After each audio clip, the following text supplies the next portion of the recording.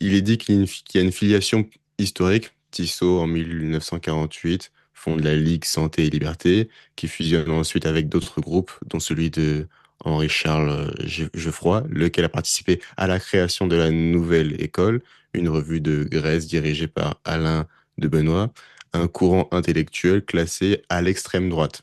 L'article suggère que le courant béchampien actuel serait imprégné par cet héritage politique. Qu'est-ce que tu sais de cette filiation et comment tu le vois, toi? Alors, si tu veux, la naturopathie existe depuis longtemps. C'était Claude Bernard a été un des précurseurs, mais il y en a eu beaucoup après. Et donc, Geoffroy et compagnie, oui, c'est des gens très bien qui ont cherché, qui ont cherché à avancer dans une dynamique d'intégralité de l'être vivant et de respect, qui ont cherché des médicaments doux et non agressifs. Et ils font du très bon travail et voilà, je suis tout à fait en accord avec leur démarche. Et en même temps, ce qui est regrettable, et ce que j'ai toujours regretté, c'est que quelque part la naturopathie est restée sur le paradigme pasteurien, c'est-à-dire le microbe méchant qui attaque, c'est-à-dire la cancérologie officielle, etc. Et je trouve ça un peu dommage. Voilà. Mais bon, ils ont quand même une démarche qui est sincère et intègre. Après, il faut bien comprendre que nous vivons dans un monde, notre monde d'aujourd'hui, qui est basé sur le fric, sur l'argent. Et le plus gros bénéficiaire de l'argent public aujourd'hui, c'est Big Pharma, c'est-à-dire les sociétés pharmaceutiques. Et les médicaments rapportent énormément, essentiellement les chimiothérapies, qui servent à rien, on le sait depuis longtemps, et les vaccins. Et alors, il faut je vais te donner un petit exemple simple par rapport au vaccin hépatite B, pour te donner une idée du rendement. Déjà, un vaccin rapporte énormément plus qu'un médicament classique parce qu'il s'adresse à tout le monde, à des milliards de personnes sur la planète. Donc évidemment, il rapporte beaucoup plus qu'un médicament qu'on donne qu'à quelques malades ciblés. Voilà. Lorsqu'ils ont lancé le vaccin hépatite B en France, en 1994-95, c'était à l'automne 94, le vaccin a été vendu en pharmacie 150 francs. Il a été vendu à l'État français après marchandage entre l'Institut Pasteur et l'Institut Smith-Kline-Bicham en Belgique. Donc l'Institut Smith-Kline-Bicham en Belgique a accepté de descendre le prix à 80 francs la dose. 80 francs la dose au lieu de 150 en pharmacie. Bon, ok. On peut déjà imaginer qu'ils ont une marge confortable. Et puis, il y a eu une interview du ministre de la Santé de l'époque par Europe 2. C'était pas Europe 1, c'était Europe 2, sur lequel je suis tombé tout à fait par hasard, probablement parce que j'étais en train de rouler pour donner une conférence quelque part, et pour rester réveillé, quoi, hein. Et dans cette conférence, le ministre de la Santé expliquait qu'en fait, il n'y avait pas vraiment un besoin de cette vaccination en France, parce que les cas d'hépatite B, ils sont très rares, mais qu'il y en aurait eu beaucoup besoin dans les pays sous-développés. Or, les pays sous-développés étaient incapables de payer les vaccins parce que à 52 centimes la dose, ils n'avaient pas les moyens de payer à leur population. Ça veut dire qu'à 52 centimes la dose, qui était vendue 80 francs à l'État français et 150 francs en pharmacie, à 52 centimes, ils commençaient à faire du bénéfice. Donc tu imagines sur des milliards de personnes, et on comprend, si tu veux, que quelque part, ces gens-là, ils n'ont qu'une idée en tête, et je les plains sincèrement. Sincèrement, je les plains. Ils n'ont qu'une idée en tête, c'est d'avoir encore plus d'argent, et toujours plus d'argent, et tout. Mais c'est de la folie furieuse, quoi. Et ils sont vraiment à plaindre. Mais du coup, ils vont évidemment taper et essayer de calomnier tous les gens qui vont diminuer ou freiner leur rentrée financière. Et ils vont les traiter de complotistes, d'extrême droite, de n'importe quoi. Hein. Moi, je ne sais pas, on pourrait me traiter d'extraterrestre, peu importe. Hein. C'est, on peut dire n'importe quoi. Moi, je n'ai jamais fait de politique. Je ne lui ai pratiquement jamais voté. Ça ne m'intéresse pas parce que ils sont tous pourris, de toute façon. Quoi D'accord. qu'il soit dit. Mais bon, c'est mon opinion profonde. Mais ouais, quand tu regardes nos hommes politiques aujourd'hui, est-ce qu'il y en a un? Bah, pour moi, déjà, Oui, voter, c'est cautionner le système. Donc, c'est bien déjà sûr. faire partir un peu du système. Et voter la démocratie, il faut quand même pas se leurrer. La démocratie est liée sur un choix fait par une majorité de gens qui n'ont aucune compétence en aucun domaine. Oui, donc, c'est la Donc, coercition du plus grand on nombre. donne, voilà, excuse-moi, c'est la coercition par les imbéciles, quoi. Mhm. La démocratie, c'est la pire forme politique qu'on ait jamais inventée. Donc, Mhm. si effectivement vous me demandez un avis sur la politique, je dirais qu'il faudrait trouver un système pour mettre en place des gens compétents. Moi, Mais je pense pas. aujourd'hui, il n'y en a pas. Je pense que le seul système qui marcherait, là c'est aussi juste mon avis, c'est un système anarcho-capitaliste, c'est-à-dire que l'individu est souverain et que si on estime que l'humanité est civilisée, euh, tout va se baser sur la propriété privée. Et donc, si on n'agresse pas autrui, euh, tout devient, enfin, si l'interaction n'est pas basée sur l'agression, la société se porterait bien. Donc il suffit de mettre des contrats en place, ville privée, village privé, ça dépend à quelle échelle on veut que le consentement soit émis, mais commencer à vouloir une sorte de paternité, d'avoir toujours un père supérieur, prendre des ministres, un président, c'est déléguer un peu sa responsabilité. Donc, t'es anarchiste, quoi, c'est bien. Oui, mais après, il faut Ouais. pas dissocier anarchiste, genre à bas Dans la le propriété bon, privée. dans le bon Et sens du terme, oui, c'est ça, mais c'est ouais, très bien. Moi, je suis tout à fait d'accord avec toi. Ouais. ok, j'entends alors. Mais j'avais une question concernant l'économie. Tu disais que bah, Big Pharma, c'est un peu la recherche du profit, mais pourquoi ils le feraient pas avec les vitamines? Et juste, ils pourraient juste augmenter leur marge. C'est que derrière, il y a une volonté de juste de réduire la population. Mm. Oui, et puis, si tu veux, le problème des vitamines, c'est que ce n'est pas brevetable. Parce que ce Ah. sont des substances qui ne sont pas brevetables. Donc, il faut inventer de nouvelles substances. Au bout d'un certain temps, ça passe dans le domaine public et tout le monde peut en fabriquer. C'est pour ça que Hmm. tous les anciens remèdes, ils disparaissent, tous les bons remèdes. Moi, je me souviens à l'époque, quand j'étais médecin, quand je travaillais euh, à la campagne en particulier, il y avait un merveilleux remède pour les coliques des femmes enceintes et tout ça, qui s'appelait le pelvomagnésium, qui était de l'oignon et du magnésium, qui était extrêmement doux et inoffensif et d'une efficacité remarquable. Il a disparu. Et puis, il y en a combien d'autres? Le Dynol, les petites poires de Dynol pour les fièvres des enfants. Maintenant, on préfère le Doliprane, qui est un poison du foie et qui détruit le foie. On est vraiment dans un système, voilà, c'est vraiment très particulier. Hein. Ouais. Avant de continuer sur l'Institut Antoine Béchamp, j'ai des petits trucs qui sont passés à la trappe dans ma tête. Euh, d'abord, quand on parlait du Microzima, tu me disais qu'il était indestructible. Désolé de revenir en arrière. Il est indestructible sur quel plan? Quelle est sa limite? Est-ce que c'est juste à forte température? Alors, je ne sais pas, là, il faudrait aussi que je fasse des recherches, et puis j'avoue que j'ai pas le temps, et Hmm, que Est-ce qu'il résiste à la combustion, à la crémation? Je n'en sais rien. Certains disent que oui, moi je n'ai pas vérifié. Ce serait facile, hein, puisque on se chauffe au bois et on a des cendres en abondance, il suffirait que je regarde au microscope, mais c'est pas si facile que ça, parce qu'il faut diluer la cendre dans de l'eau, et l'eau, on n'est pas certain qu'elle soit absolument vierge de toute présence de microzyma.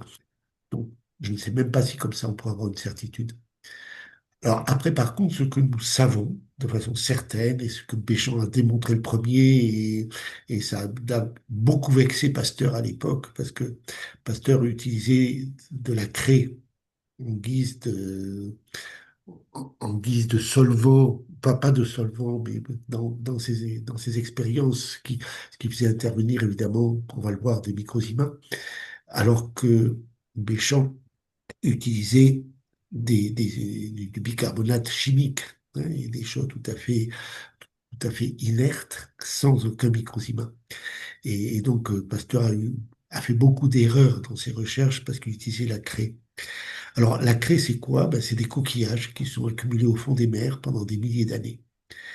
Et ça a donné la craie, le calcaire et toutes ces roches qui prédominent aujourd'hui sur dans notre douce France, si on peut dire comme ça. Et voilà. Et donc cette craie, elle est constituée par des êtres vivants morts, vivants au départ, puis morts, qui sont retrouvés entassés au fil des siècles et des millénaires au fond des mers. Et puis voilà. Et puis, si aujourd'hui vous êtes aquariophile, si vous avez un aquarium correct, bien alimenté, bien aéré, où l'eau est filtrée régulièrement, vous aurez très très vite un gros problème. C'est-à-dire que vous verrez apparaître des coquillages, parce que vous aurez mis une litière dans laquelle il y a de la craie et du calcaire. Et les microzymas présents dans cette craie et ce calcaire se réactivent puisqu'ils se retrouvent dans un milieu adéquat, avec des nutriments, avec de l'eau, avec de la lumière et tout ce qu'il faut. Et ils se remettent à bâtir des êtres vivants, et des êtres vivants à part entière.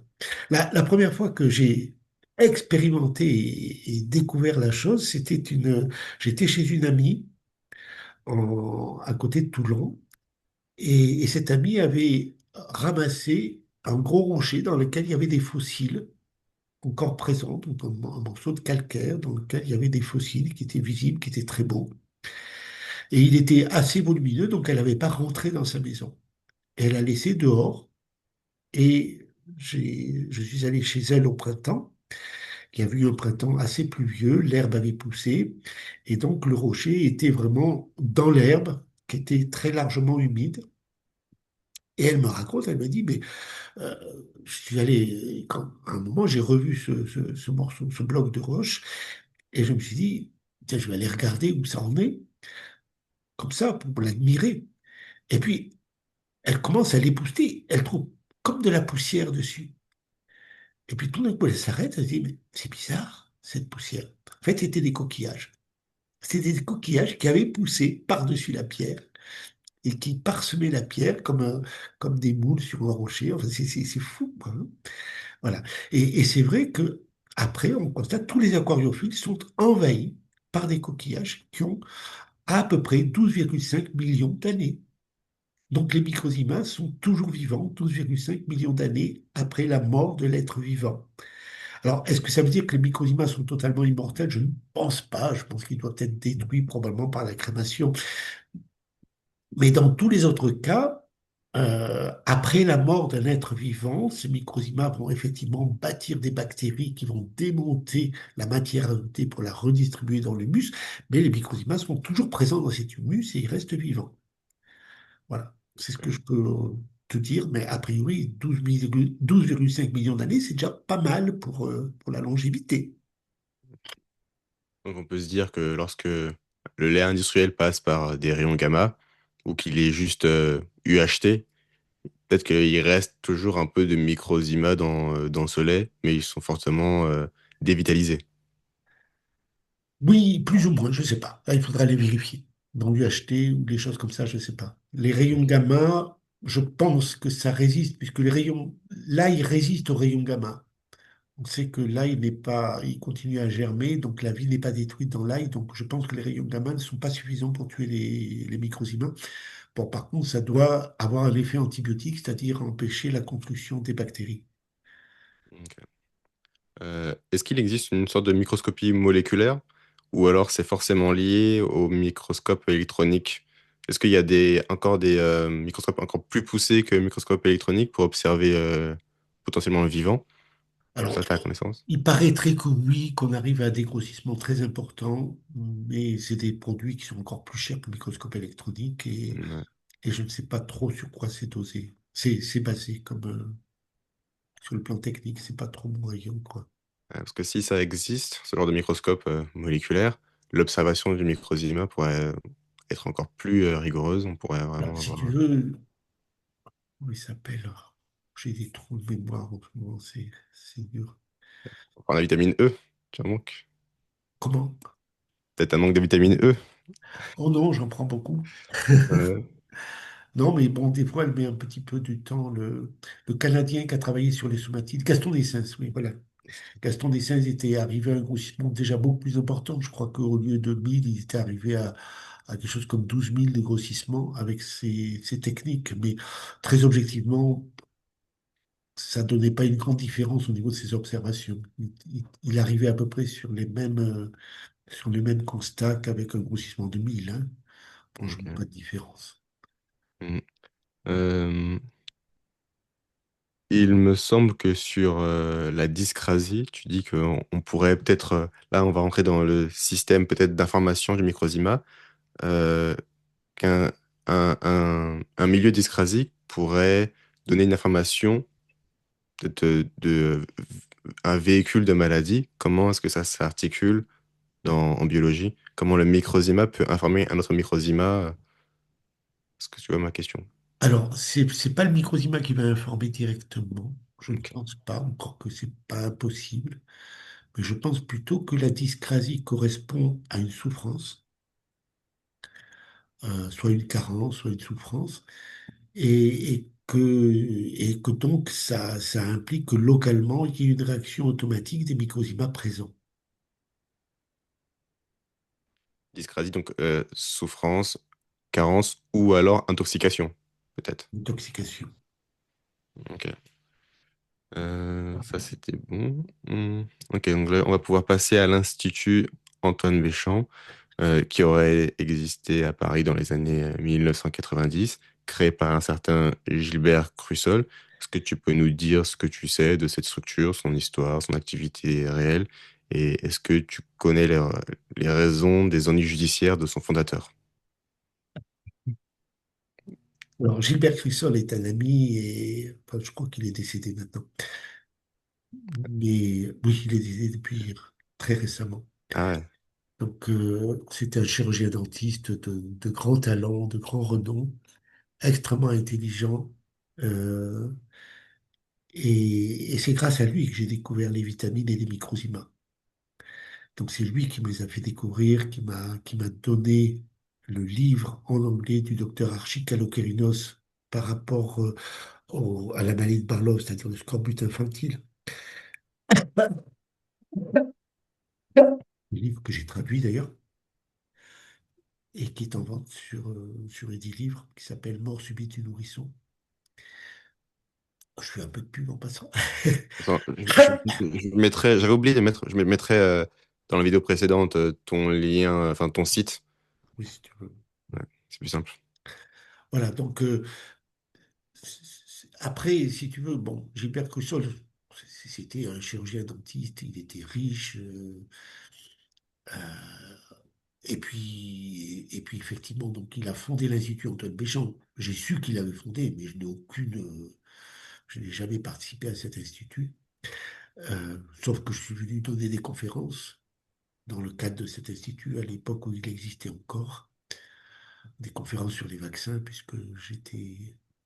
C'est comme ça que j'ai intéressé Gilbert Crussol. C'est lorsque j'ai pris position par rapport au vaccin hépatite B et j'ai demandé la prudence par rapport à ce vaccin.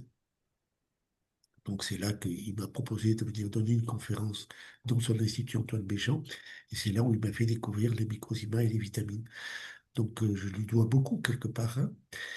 Et alors après, il a eu des ennuis judiciaires, pas judiciaires et financiers, avec d'énormes problèmes avec le fisc. Je sais qu'à l'époque, quand je l'ai eu rencontré plusieurs fois, et il était en train de rééditer toutes ses factures pour se justifier, mais le fisc n'était jamais d'accord Ouais, bon, donc je le voyais imprimer facture sur facture sur facture, parce qu'à l'époque, c'était pas encore comme aujourd'hui, tout informatisé. Et ça lui donnait un travail de chien pour essayer de se dépatouiller, de se démêler avec le fisc. Mais bon, je n'ai aucune notion des problèmes éventuels Ok. qu'il a eu avec le fisc. Je sais que le fisc le poursuivait et l'embêtait. C'est tout ce que je sais. Je n'en sais pas plus et je n'ai jamais été mêlé à ces problèmes directement, quoi. Voilà, c'est tout ce que je peux te dire. Après, c'était un homme intègre et voilà, il était courageux, et il m'a ouvert les yeux. Bon, après, est-ce qu'il était un saint? J'irai pas jusqu'à dire ça. Je n'en sais rien. Ouais. On ne sait pas ce qui est ressorti de cet institut, les travaux, peut-être des découvertes ou juste. Alors, Des- je ne sais pas. Tout ce que je sais de l'Institut, c'est qu'il publiait le livre original de Béchamp, Ok, d'accord. que m'a offert Gilbert Coussol, entre autres. Ok. Donc, le Centre international de recherche Antoine Béchamp, CIRAB, est-ce que ça a un rapport avec ou Là, c'est Cédric Manu, hein, c'est ça? euh, c'est basé à Narbonne, Oui, alors c'est ça, ça? c'est Cédric Manu. Bon, Cédric Manu est un grand ami aussi. C'est un homme extraordinaire, d'une intelligence inouïe. C'est, je crois que là, il n'y a pas un ordinateur qui pourrait lui faire concurrence plus de quelques secondes. Pas encore, pas encore. Non, jamais. On verra bien. C'est pas possible. C'est pas possible. Bon, enfin, il est plus historien que médecin, mais c'est un type vraiment étonnant, extraordinaire. Et un jour, il m'a demandé d'être le secrétaire ou le président, je ne sais pas quoi, d'un truc qu'il voulait fonder. Bon, j'ai dit oui, pas de problème, mais il y a jamais eu d'activité, ça ne s'est jamais développé, il n'y a jamais rien eu par rapport à ça, quoi. C'est quelque chose qui a. Et il a demandé à mon épouse d'y participer également dans le bureau, quoi. Mais bon, une association, ça se monte comme ça, hein. Il faut un président, un secrétaire, un trésorier, et puis voilà. Donc on l'a fait, mais bon, qu'est-ce que c'est devenu, je n'en sais rien. Et il n'y a jamais eu de suite pour moi, personnellement. Ok, bon. Euh, Même pas un petit document, rien du tout. Donc l'association a servi à rien, c'est ça? Alors, à ma connaissance, non, hein. Ouais. Mais bon, après, peut-être que j'oublie des choses, mais je ne crois pas, donc on n'a jamais rien fait. Ok, d'accord. Je vais passer à Hammer. Rick, je sais pas si, parce que je fais allemand, mais mon amour est un peu parti. Rick Gerd Hammer, dont tu reprends une partie des travaux, a tenu des propos très durs qu'on peut qualifier d'antisémites. Il a affirmé notamment que la chimiothérapie et la morphine seraient utilisées par une conspiration juive, entre guillemets, tu peux corriger si c'est pas vraiment ce qu'il a dit, visant à un génocide de la population non juive. Là, j'ai vraiment peur pour YouTube, par contre. Qu'est-ce que tu penses de ces propos? Alors, bon, il faut remettre les choses dans le contexte. Heinrich Dahmer était un cancérologue richissime, connu, réputé dans le monde entier. On venait le voir de toutes les parties du monde. Il était d'une compétence en tant que cancérologue extraordinaire. Donc, il travaillait en Allemagne, ok. Et puis, lorsqu'il a découvert la dimension psychosomatique, il a commencé à publier ses conclusions à partir de dossiers médicaux extrêmement clairs, donc scientifiques, clairs, précis. Il a immédiatement été poursuivi en justice, il a été attaqué de tous les côtés, il a été condamné une première fois à 3 ans de prison en Allemagne, il a fait 18 mois de prison ferme par rapport à ces 3 ans de prison. Il a été condamné quelques années après pour soi-disant complicité d'exercice illégal de la médecine et par la France, donc à nouveau 3 ans de prison ferme. Donc il a fait 18 mois à Fleury-Mérogis. Euh, je crois, je crois qu'il faut. il faut aussi se mettre dans sa peau. Cet homme est absolument génial. Ce qu'il a découvert mériterait des dizaines de prix Nobel, des dizaines. Je pense qu'il a aidé un nombre incalculable de gens à guérir et à être mieux dans leur peau, dans leur être tout entier. Voilà. Et il a été persécuté, poursuivi, objectivement, réellement, par l'ordre des médecins. Il a été radié tout de suite de l'ordre des médecins. Mais c'est hallucinant. La prison, ça n'a jamais arrêté. Il a démontré la dimension scientifique de ses découvertes de façon remarquable devant des comités de cancérologues mondiaux reconnus mondialement. Et chaque fois, ça a été mis sous le boisseau parce que, effectivement, ça a diminué les profits de Big Pharma par rapport à la chimiothérapie, qui est aussi une source d'argent absolument inimaginable et incalculable. Voilà. Donc, déjà, on met cette notion-là.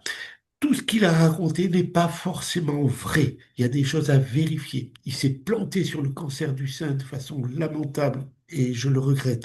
Et j'ai beau faire, j'arrive pas.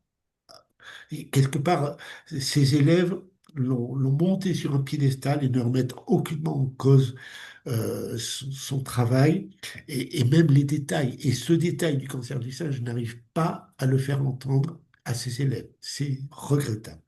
Bon. En dehors de ça, c'est un homme génial, mais vraiment génial au sens du génie. Et il a été persécuté, et bien sûr, à force d'être persécuté, je crois qu'il est devenu paranoïaque.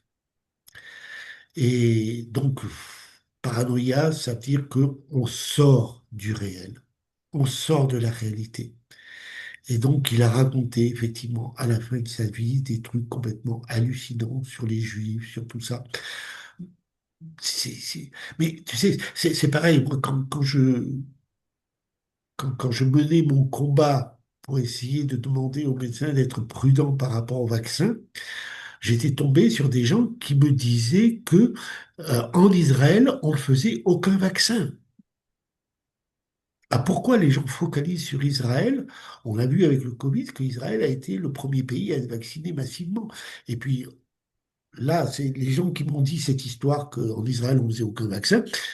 J'ai j'ai essayé de me renseigner, donc j'ai pu contacter par personne interposée des personnes vivant en Israël qui m'ont dit, mais si, on vaccine tout à fait comme tout le monde. Donc, mais le problème, c'est que, si tu veux, moi, je n'avais pas été persécuté au point où Hammer a été persécuté. Et là, je crois que Hammer, il a pété un câble, là, quelque part. Voilà. Donc, effectivement, il a tenu des propos complètement délirants sur Israël, sur des propos antisémites que je n'approuve absolument pas. C'est sûr que je ne suis pas en harmonie du tout avec le massacre de Gaza et avec la manière dont les Israélites traitent leurs problèmes politiques. Bon, je pense qu'il y aurait bien d'autres moyens de régler la situation par des voies diplomatiques et des voies d'apaisement. En dehors de ça, j'ai rien contre les Israélites eux-mêmes. Et voilà, hein. Bon, c'est vrai que j'aimerais mieux autant que Netanyahou. Si on pouvait effacer les méfaits de Netanyahou, je serais très favorable à la chose. Mais bon, c'est pas possible. Ce qui est fait, malheureusement, est fait. Voilà, mais après, voilà, Hammer a pété un câble. Il a raconté des bêtises, à mon avis, mais par paranoïa, hein, à force d'être persécuté sur les Israélites. Mais je ne partage absolument pas ses opinions, ça c'est clair, hein. Peut-être qu'il avait un, un fond de vérité, je mets des guillemets, attention, sur peut-être qui visait, il a fait une généralité sur des juifs sionistes et il a vu sur il pense que les gens qui tiraient les ficelles pouvaient être de tel bord et après il a fait un melting pot d'un peu de tout et Oui, ouais. Oui, c'est possible, si tu veux. Bon, je sais pas si tu connais Pierre Hillard, c'est un homme Oui, remarquable. Et Pierre Hillard, il met pratiquement tous les malheurs du monde sur le compte de ce qu'il appelle les juifs de la synagogue, c'est-à-dire les gens qui ont rejeté le Christ à l'époque de Jésus et qui ensuite ont continué à le rejeter après, et leurs descendants. Bon, peut-être qu'il exagère aussi un peu, Monsieur Pierre Hillard. Je l'aime bien, il fait des analyses qui sont intéressantes, mais ouais. bon, je crois qu'il faut quand même pas exagérer, quoi, hein. Bah, Pierre Hillard, je connais Pierre Hillard. Il fait plein, il arrive à faire plein de liens en se basant sur pas la religion juive en elle-même, mais pour lui, le protestantisme est à l'origine juif. Mm. Donc, oui, c'est vrai qu'il résume beaucoup Oui, ça. je crois que c'est peut-être excessif après de tout mettre sur le dos des Juifs. Bon, c'est c'est sûr que, C'est pas ce qu'il dit, hein. Il dit que il y a une volonté d'une élite juive de réduire la population. Comme, oui, ça c'est clair, hein, ça, mais est-ce que c'est des Juifs? Je n'en sais rien, mais en tout cas, il y a non, une parce que, volonté d'une certaine élite de ouais, réduire la population mondiale, ça c'est connu, hein. si on prend Bill Gates n'est pas juif et pourtant il le dit lui-même, il veut réduire la populace. Oui, oui, il n'y a pas que lui. Mais Oui, pas lui, enfin, c'est un exemple juste pour bon. comme ça. Non, non, mais c'est clair que on ne peut pas mettre ce genre d'accusation sur une nation. Il y a des gens aujourd'hui, et je pense, moi, je mettrais volontiers les gens de Big Pharma dans le lot de ceux qui veulent réduire la surpopulation. Bien sûr, oui. Mais voilà. Et qui tient Big Pharma? Bon, bah, ça, c'est à voir. Après, je ne sais pas. Toujours sur Hammer, des études affirment que sa méthode aurait été associée à environ 140 décès, des patients qui auraient refusé des traitements conventionnels en se fiant à son cadre. Comment tu reçois ce chiffre et ces cas? Tu sais quel est le bilan de la cancérologie moderne? Non, je ne sais pas. Alors, compte tenu des dépistages, avec les dépistages, on fait un diagnostic de cancer 14 fois pour 1000 personnes. Et les cancérologues reconnaissent eux-mêmes que sur ces 14 fois, il n'y a que 4 vrais cancers. Mais les 14 dépistages sont traités. Alors, je sais pas, après, moi, je ne suis pas statisticien, mais on peut considérer aujourd'hui que, allez, 80% des cancers sont pris en charge après dépistage. Donc, ça veut dire que sur ces 80% de cancers, il n'y en a pas beaucoup de vrais, hein. Mais ils sont tous pris en charge par la chimiothérapie, la radiothérapie, la mutilation, etc., etc. Ok. Avec ce taux, en sachant que les cancérologues traitent 10 cas sur 14 pour rien, tu sais quel est leur taux de survie à 5 ans et dans quel état? Mutilés, empoisonnés, complètement dévitalisés. Ce sont des morts vivants. Ils reconnaissent qu'il n'y a que 68% de survie à 5 ans. Alors imagine le nombre de gens qui sont décédés et qui n'avaient rien. Un peu plus de 140. Alors après, en psychosomatique, c'est une science qui émerge en 1978. C'est pas vieux. Elle essaye de se mettre en place, de, de trouver des méthodes thérapeutiques d'accompagnement et de désamorçage des processus cancéreux. On n'en est qu'au balbutiement. On Mm. n'a même pas 50 ans d'expérience derrière nous. Et tu voudrais qu'on guérisse 100% des cancers? Bien sûr qu'il y a des décès. Bien sûr qu'on ne guérit pas tout le monde. Et pas plus moi que Hammer, que n'importe qui. On ne peut pas guérir tout le monde. Et il y a tellement de facteurs qui interfèrent. Il faut bien comprendre que nous sommes dans une société patriarcale. C'est clair. Les femmes sont méprisées. Elles sont très souvent dévalorisées, rabaissées. Ce sont, en particulier quand elles sont ingénieurs domestiques, c'est-à-dire quand elles s'occupent de leurs enfants, de leur mari, de leur maison. Là, elles n'existent pas. On est bien content de rentrer, nous autres, les mecs, et de se mettre les pieds sous la table et de manger les bons petits plats. Mais est-ce qu'on leur dit merci? Est-ce qu'on reconnaît ce qu'elles ont fait? Est-ce qu'on apprécie qu'elles ont nettoyé la maison, qu'elles se sont occupées des enfants, qu'elles ont... Voilà. Qui, aujourd'hui, le fait?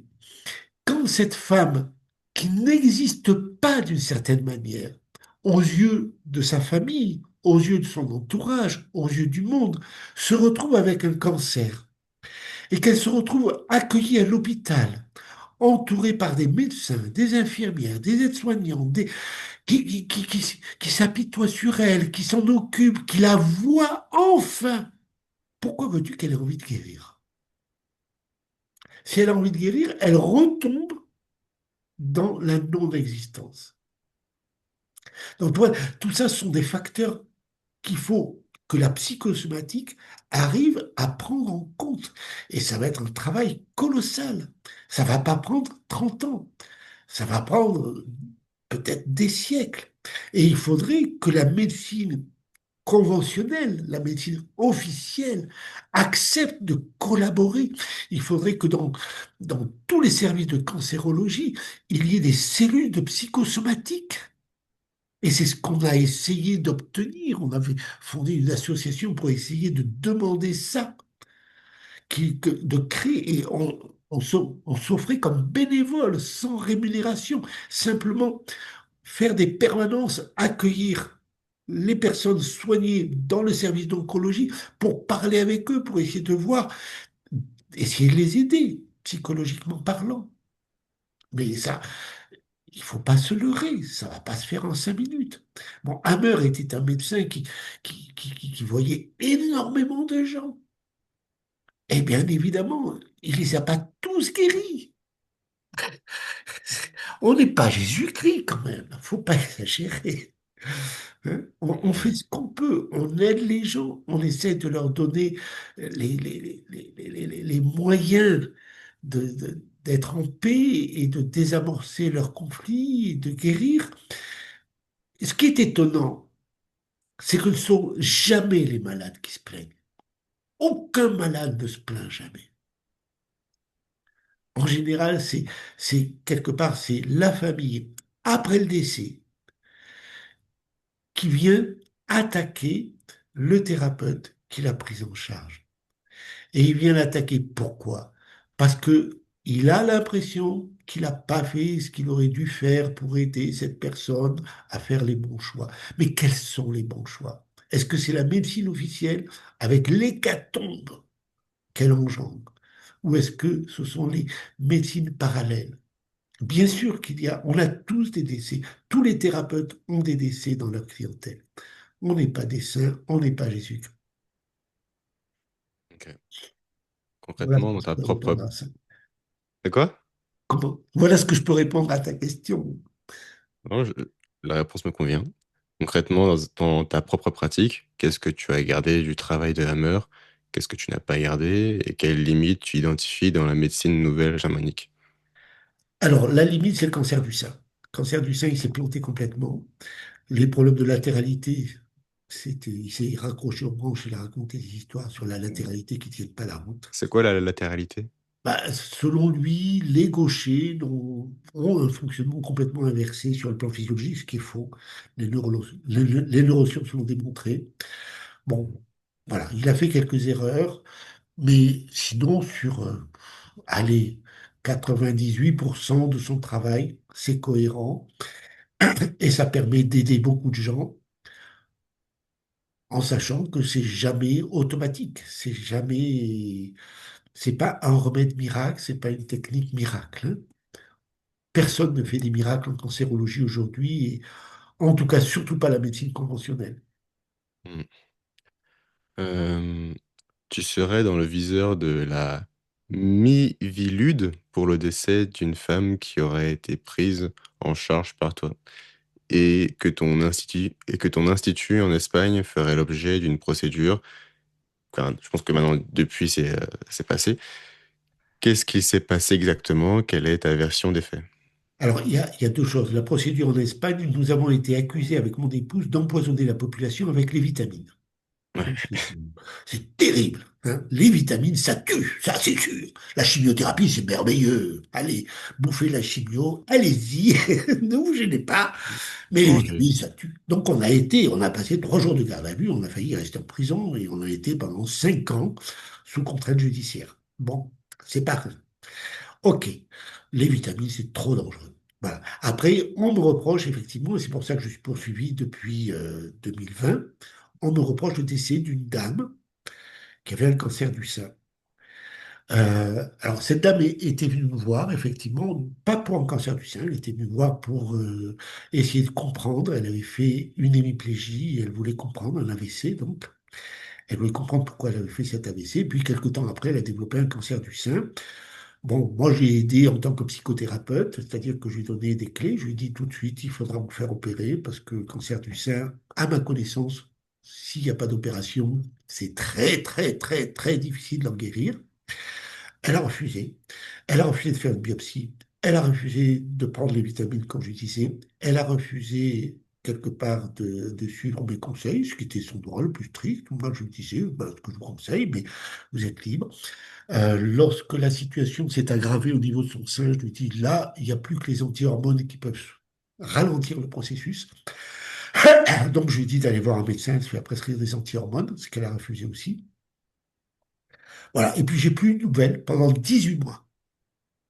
C'est long. Et puis, au bout de 18 mois, elle m'a envoyé un mail en me disant que son sein était devenu comme un pied de vache, c'est-à-dire énorme, qu'elle s'était séparée de son compagnon, euh, ce qui était au niveau psychosomatique, qui était la source du cancer du sein. Voilà, c'est ce que moi j'en avais déduit, mais avec les limites de... On avait essayé de les aider à l'époque, on les avait invités à venir tous les deux pour travailler ensemble, essayer de réconcilier le couple qui était vraiment à couteau tiré tout le temps. Voilà. Voilà. Donc, effectivement, à l'époque, son cas était dépassé. Bon, on a eu un ou deux échanges par mail et elle est morte 6 mois après encore.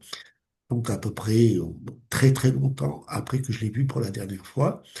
Et elle est morte non pas du cancer du sein, mais elle est morte par les complications, c'est-à-dire qu'elle a fait une pleurésie et voilà. Et puis, c'est les séquelles de la pleurésie qui l'ont portée.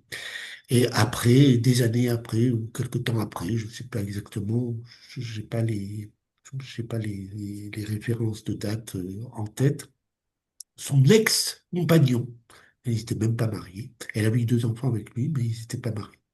Son ex-compagnon a porté plainte contre moi, la plainte a été refusée dans un premier temps, et puis l'ami Vilude s'est mêlé de l'affaire et lui a demandé de se porter partie civile, donc il a renchéri à fond. Et alors, ce qui est absolument étonnant, puisque c'est pour ça que je suis poursuivi actuellement, c'est que dans la déposition de Monsieur Adam, puisqu'il s'appelle Adam, c'est son nom de famille, il explique que c'est son père, le père de son ex-compagne, qui est responsable de sa mort.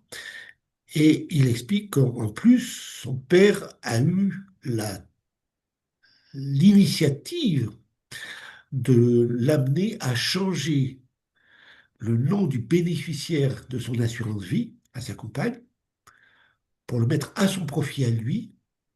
Donc, le docteur Squeeze, c'est très dangereux.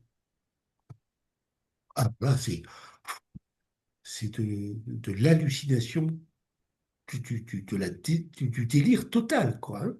En quoi je suis concerné par cette histoire d'assurance vie et en quoi y a-t-il un lien entre l'assurance vie et moi? Grande question. J'ai pas compris. Et donc, Ils je t'ont serai mis, responsable de la mort de sa femme et je serai responsable de peut-être du détournement, enfin, du changement de bénéficiaire de l'assurance vie enfin, de sa compagne. C'est même pas sa femme. Hein. ils t'ont mis toi, enfin, elle t'a mis toi en bénéficiaire, c'est ça? Ah non, non! Le père de sa compagne. Que tu ne connais même pas, sûrement. Ah, je le connais, Oui, je mais. l'ai rencontré, mais Ok, c'est pas, ouais. on n'est pas amis, on était rien. Il est mort Oui. aujourd'hui, mais on n'était rien. Je l'avais rencontré. Et quand bien même tu serais lié à ça, je vois pas pourquoi il porterait plainte enfin, par rapport à ça, quoi. Ah, bah, de toute façon, oui. Ah, c'est Non, son mais, argent, elle fait ce qu'elle veut avec son argent, quoi. Enfin, ah oui, non, mais de toute façon, chaque fois, alors après, il prétend qu'on lui aurait extorqué des sommes faramineuses. Alors effectivement, à l'époque, je prenais 300 euros par jour pour 6 à 8 heures de travail par jour. C'était mes honoraires. Et s'il y avait un hébergement en plus, ben, on leur demandait une petite participation à l'hébergement 300 € pour 8 heures? pour 8 heures de travail. Moi, ça me semble léger, franchement. C'était pas Enfin, excessif. Alors effectivement, si lui, il parle de 4 000 euros, de je ne sais quoi, mais c'est, là, j'avoue que ça tient pas la route, quoi, hein. Alors, il paraît aussi que je n'acceptais que l'argent liquide. Pourtant, ils ont payé par carte bancaire, ils ont payé. Voilà. oui, il paraît aussi que tu facturerais des 4 000 € la semaine, apparemment. Oui, C'est c'est ce que je sais. facile. C'est facile. Si tu prends 300 euros pour les honoraires et l'hébergement, ça devait être une centaine d'euros de plus entre l'hébergement et la nourriture. Oui, oui, bien sûr, Ou ouais. exactement combien on prenait. Bon, on arrive à 400 euros par jour, 10 jours, ça fait 4 000 euros. OK. Ah, après, Mais c'est bon, peut-être qu'ils ont un problème avec l'argent. Ils se disent, bon, il fait de l'argent, mais je vois pas où est le problème. Même si, quand même, tu demanderais 1 million d'euros, euh, la subjectivité de la valeur, ça reste alors, subjectif. si tu veux, il faut bien comprendre que je n'ai jamais refusé quelqu'un pour l'argent. Quelqu'un qui ne pouvait pas payer, je l'ai accueilli comme les autres, toujours, toute ma vie. Pendant toute ma pratique médicale, si les gens avaient des difficultés, on faisait un prix adapté à leurs moyens et on faisait toutes les facilités de paiement possibles ou on faisait gratuit. Je n'ai Je, jamais, jamais exigé de façon péremptoire de l'argent à qui que ce soit. je témoigne moi-même que moi, quand j'étais au lycée, que je te demandais des fois des conseils, tu savais que j'avais pas forcément les moyens, tu m'écrivais et tu prenais le temps, si tu pouvais, de résoudre mon problème ou celui de ma mère. Donc, j'atteste de la véracité de ces propos. Merci. J'ai envie de revenir, désolé de forcer un peu sur le sujet, sur ta radiation. Je sais que tu en as déjà parlé. Euh, je veux juste que tu me dises pourquoi ils t'ont radié. Genre, est-ce que tu te souviens de leurs propos? Juste du propos, pas qu'on revienne sur les faits, etc., mais le propos sur pourquoi en 96, ils ont dit Oust Skoi. Alors, si tu veux, le conflit au départ, c'était la vaccination hépatite B. Et donc, j'ai écrit à tous mes confrères du Vaucluse pour leur demander d'être prudents vis-à-vis de cette vaccination, en leur expliquant en même temps euh, le manque de dimension scientifique de, de- de- de la pratique de la vaccination. Voilà. Donc, il y a eu des plaintes à mon encontre devant l'ordre des médecins, et moi, j'en ai pas trop tenu compte. Et puis, j'ai reçu à ce moment-là le bulletin de l'Ordre national des médecins, donc c'est une petite revue. Et je me suis dit, c'était un travail énorme que de communiquer avec tous les médecins du département du Vaucluse, ce que j'avais fait à l'époque, puisqu'il n'y avait pas encore l'informatique comme aujourd'hui. Et donc je me suis dit, ben, la solution, c'est de demander à l'Ordre des médecins de mettre ma lettre dans son bulletin. Donc c'est ce que j'ai fait. J'ai demandé. Et la réponse de l'Ordre des médecins, ça a été immédiatement de porter plainte contre moi devant lui-même. Alors, bon. Alors, la raison, il y a une raison officielle et une raison officieuse. C'est-à-dire que pendant une dizaine de mois, les plaintes se sont succédées, de nouvelles plaintes chaque fois. Et chaque fois qu'il y avait une plainte, je répondais avec une argumentation scientifique rigoureuse, indiscutable. Et chaque fois, la réponse, c'était: Monsieur, vous êtes insolent. C'est tout. Pas d'argument de fond sur. Ah non, non, non. Tu prends l'exemple, c'est hallucinant, quoi, hein. On sait aujourd'hui par exemple, par rapport à la vaccination Covid, tous les dégâts que ça a causé, on a aujourd'hui des preuves scientifiques que même les plus grands vaccinalistes du monde reconnaissent que la vaccination des enfants multiplie par deux ou trois la mort subie du nourrisson. On a les preuves scientifiques. J'ai demandé ma réhabilitation par l'Ordre des médecins en 2025. Je suis passé devant le Conseil de l'Ordre en janvier 2026. Entre-temps, on a envoyé les dossiers avec toutes les preuves, avec tout le détail. Je suis tombé devant un jury où il y avait deux hommes et trois femmes. Les femmes n'ont pas dit un mot pratiquement, sauf celle qui n'était pas médecin et qui était le juge civil. Mais les deux femmes médecins n'ont pas ouvert la bouche. Les deux hommes médecins, le seul argument qu'ils ont trouvé, vous n'avez aucune preuve de ce que vous avancez, Alors que tu avais fourni les alors que je documents. les avais fournis. Et donc, ils ont rejeté ma demande de réhabilitation, ce qui est logique, hein. Bon. Alors, Mm. à l'époque, en 1996, donc quand j'ai été radié de l'ordre, en fait, le jugement, c'était le 26 novembre 1995 que j'ai comparu. Euh, Si tu veux, c'était vraiment pour cette problématique de vaccin. Mais ils n'ont pas pu le mettre sur le libellé. Donc, ils ont dit que j'avais eu des propos insultants et injurieux vis-à-vis de mes confrères. C'est tout. Voilà. Mais ça, des propos injurieux ou insultants, ça implique un blâme, ça implique quelques mois d'interdiction d'exercer, ça implique pas une radiation à vie, c'est clair. Donc en fait, et on l'a vu avec ma demande de réhabilitation en 2025.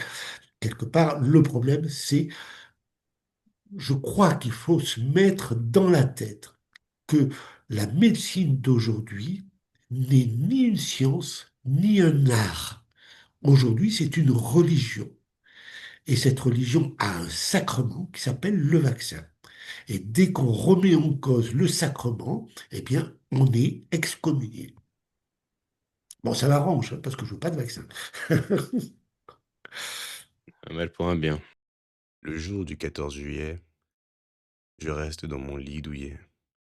La musique qui marche au pas, cela ne me regarde pas. Je ne fais pourtant de tort à personne. En n'écoutant pas le clairon qui sonne, mais les braves gens n'aiment pas que l'on suive une autre route que...